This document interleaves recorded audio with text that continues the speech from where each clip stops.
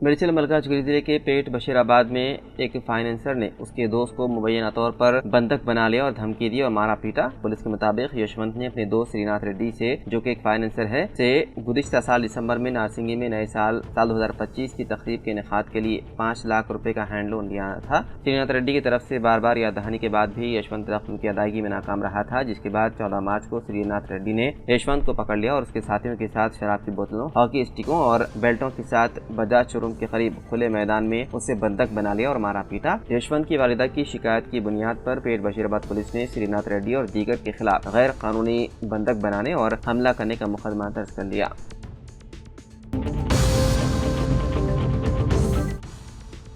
Communist party of India के रियासती secretary व कोत्तागुड़म के एमएलए के सांबा शिवराव ने आज रियासती असेंबली में उस्मानिया यूनिवर्सिटी कैंपस में एहतजाज, धरने और नारेबाजी पर पाबंदी को गैर जमहूरी करार दिया। असेंबली में बात करते हुए के सांबा शिवराव ने रियासती हुकूमत से 13 मार्च साल 2025 को आर्ट्स कॉलेज में एहतजाजी मुजाहिरों पर पाबंदी के जारी करदा हुक्म को हटाने का मुतालबा करते हुए उन्होंने रियासती हुकूमत को ये भी मशवरा दिया है कि वो अफराद या तंजीमों को इंदिरा पार्क के करीब धरना चौक पर पुरअमन एहतजाज करने की इजाज़त देने से इनकार ना करें। उस्मानिया यूनिवर्सिटी और आर्ट्स कॉलेज को तेलंगाना तहरीक का मरकज़ करार देते हुए उन्होंने रियासती हुकूमत को वहाँ से उभरने वाले अदीम कायदीन की याद दिलाई, जिन्होंने कई तहरीकों और रियासती तहरीक के दौरान अपनी जानें कुर्बान की।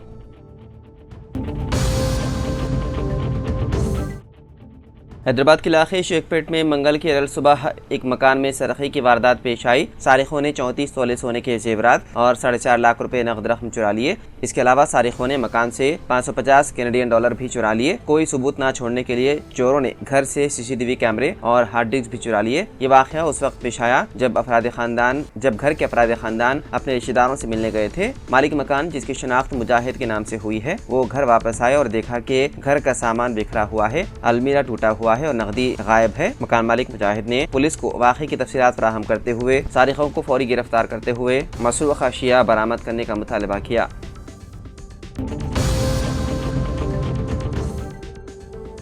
औरंगजेब के मकबरे को हटाने का मुतालबा करने वाले दाएं बादू ग्रुप के एहतजाज के दौरान कुरान पाक को नज़र-ए-आतिश करने की अफवाहों के बाद पीर की रात नागपुर में पुरतशद्दुद झड़पें हुई। रिपोर्ट के मुताबिक इलाके बशमूल महल, चटनीस पार्क, कोतवाली और गणेश पेट में बदअमनी फैल गई, जिसके नतीजे में संगवारी के वाक़यात पेश आए और कम अज़ कम 4 अफराद जख्मी हो गए। वज़ीर आला महाराष्ट्र देवेंद्र फडणवीस ने आवाम से पुरसुकून रहने और गलत मालूमात पर यकीन न करने की अपील की। उन्होंने कहा कि नागपुर एक पुरअमन शहर है और लोग हमेशा एक दूसरे का साथ देते आए हैं। नागपुर पुलिस कमिश्नर ने मजीद बताया है कि वाक़या रात 8 बजे से 8:30 बजे के दरमियान पेश आया। ज्यादा गाड़ियों को आग नहीं लगाई गई, ताहम 2 गाड़ियों को नज़र-ए-आतिश किया गया और पथराव हुआ। पुलिस कमिश्नर के मुताबिक अब तक इस वाक़े में मुलव्विस कम से कम 20 से 25 अफराद को गिरफ्तार किया जा चुका है। पुलिस ने नागपुर में दफ़ा 144 नाफिज कर दी है, जिसके तहत लोगों को गैर जरूरी तौर पर घरों से बाहर न निकलने और कानून अपने हाथ में न लेने की हिदायत दी गई है।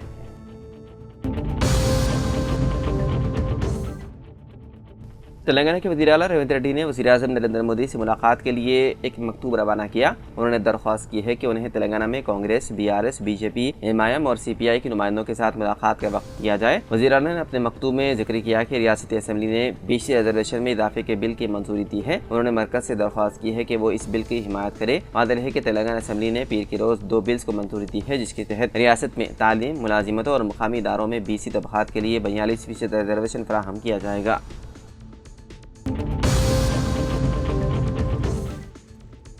हैदराबाद पुलिस ने मुख्तलिफ डिजिटल प्लेटफॉर्म्स पर ऑनलाइन बेटिंग एप्लीकेशंस को मुबैना तौर पर फ़रोग़ देने के इल्ज़ाम में 11 यूट्यूबर्स और सोशल मीडिया इन्फ्लुएंसर के खिलाफ मुकदमा दर्ज कर लिया है। हुकाम के मुताबिक ये मुकदमा BNS गेमिंग एक्ट और इंफॉर्मेशन टेक्नोलॉजी एक्ट के तहत पंजागुट्टा पुलिस स्टेशन में दर्ज किया गया है। हैदराबाद पुलिस के एहलकार ने यूट्यूबर्स और सोशल मीडिया इन्फ्लुएंसर के खिलाफ केस के बारे में बताया कि हम तहकीक़ात के हिस्से के तौर पर मुलव्विस अफराद को तलब करेंगे और उनसे पूछताछ करेंगे। हुकाम ने मामले की तहकीक़ात शुरू कर दी है और मज़ीद कानूनी कार्रवाई मुतवक्के है।